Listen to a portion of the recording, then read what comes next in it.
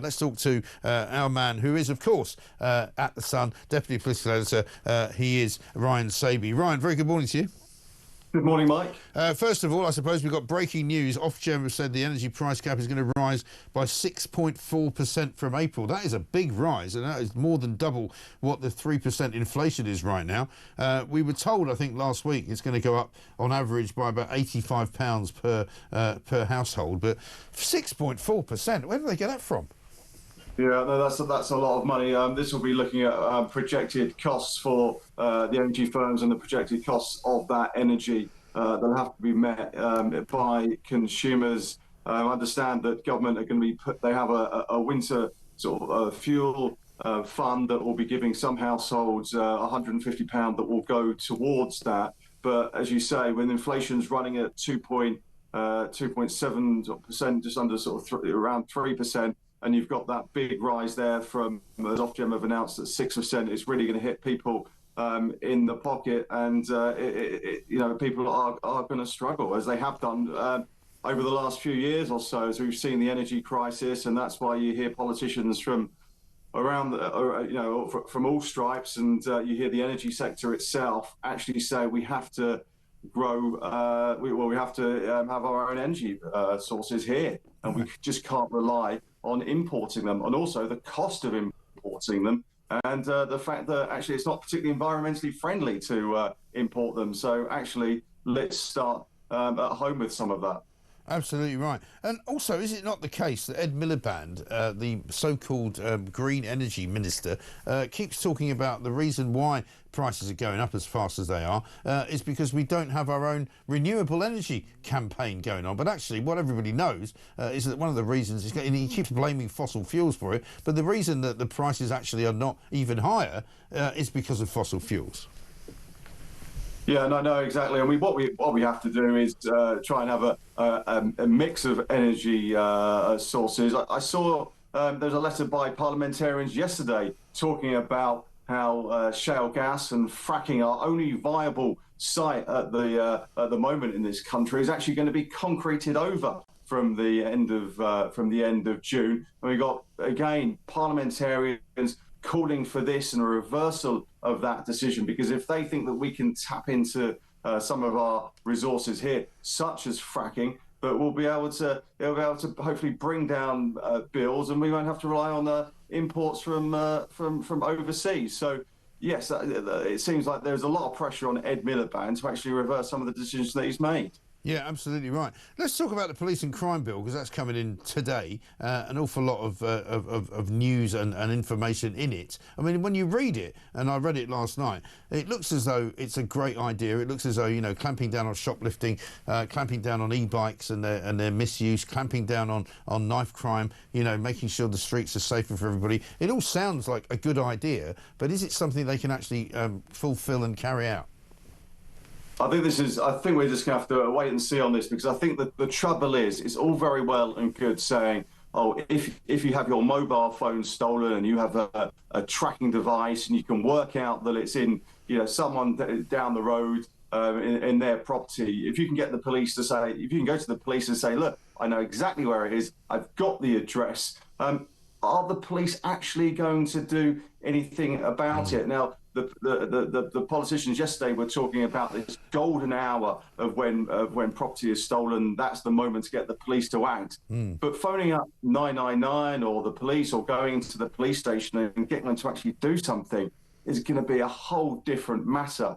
So I think everything in this bill, whether it comes to knife crime, taking e-bikes or scooters that are a menace to a lot of people up and down the country off the streets, I think it's well-meaning, but actually in practical terms, especially when police forces are talking about them not having enough funding to get on with the bread and butter issues and the things they need to get on with, I think there may be a gap between what the politicians want and what the police will actually be able to deliver in reality. And this seems to be the trouble, doesn't it, with this Labour government? They say a lot of things and they announce a lot of things, but in fact, nothing really changes. I mean, they came out the other day with their story about the NHS, 2 million more appointments, we're fixing the foundations, we're making sure that, the waiting lists are going down. Everybody could see that that wasn't really true, because they were comparing a period of activity versus a period the previous year of a strike that was going going on in the NHS.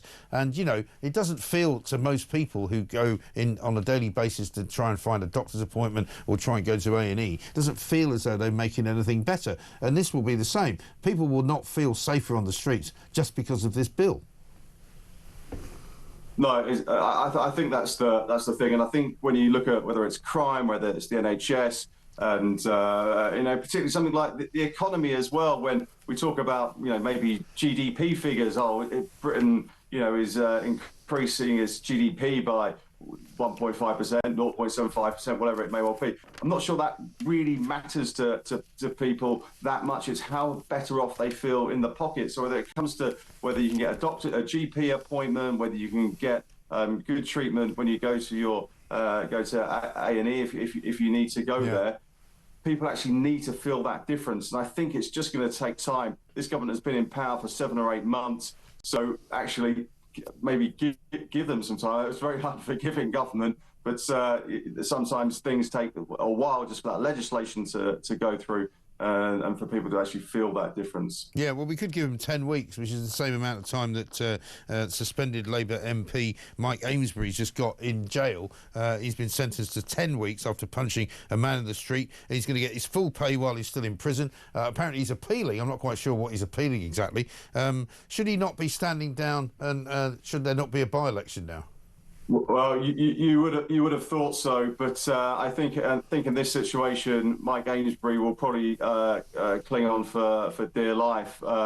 We've had examples of MPs in the past carrying on. He's going to be paid his £90,000+ a year salary. He's an independent MP, so actually it doesn't matter too much what Sir Keir Starmer says to him, despite him being a former Labour MP. I understand there could be a recall petition where if there's I think it's 10,000 votes in the constituency, that there could be it could actually lead to a recall and then go to a by-election. I think then you have the very interesting thing where Reform are going to be breathing down the neck of Labour in this seat up in Runcorn. We had yesterday the Tory Party chairman Nigel Huddleston. He was saying that Mike Amesbury should actually do the right thing and stand down, but I just feel that an MP who's perhaps his job prospects don't look too good after this will just carry on taking the money for as long as they can.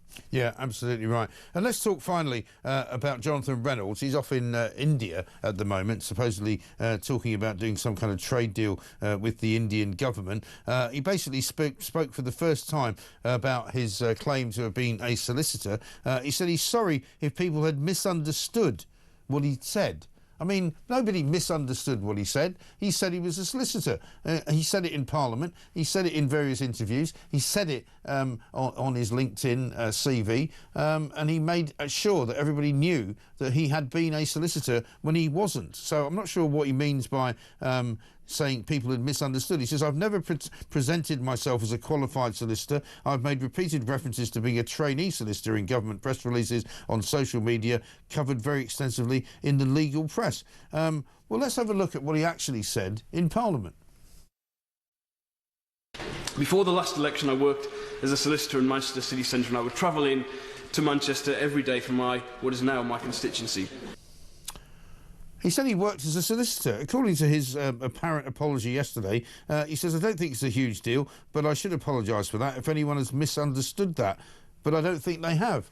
I mean, is this guy some kind of Walter Mitty figure? Is he mentally unwell? What's wrong with him? But it does seem to be very black and white there. We go back to there with that clip from when Jonathan Reynolds first became an MP, and it's clear as day. So I think you'll have some calls, not only with Jonathan Reynolds making that apology, a public apology yesterday. I think he may have to come back to the Commons, just clarify the record. Now, I see the industry body, the Solicitors Regulation Authority, have actually said that they may be looking into this a little bit further, because I think misrepresenting, being a solicitor is a big deal. Now, he's tried to do his best to clear it up, but I think there still needs to be some way to go. Well, I think so. I mean, I can't believe this guy will survive the next reshuffle. He should be out of a job now, shouldn't he?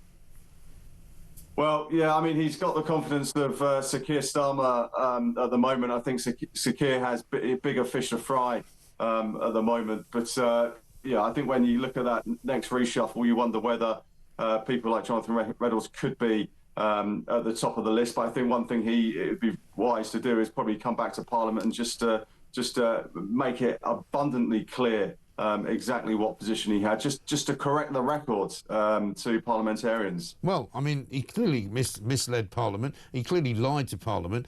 For my money, he should be sacked. It's simple as that. Good to talk to you. Ryan Sabey, thank you very much indeed. Deputy Political Editor at The Sun, of course. Much more to do throughout the course of the day.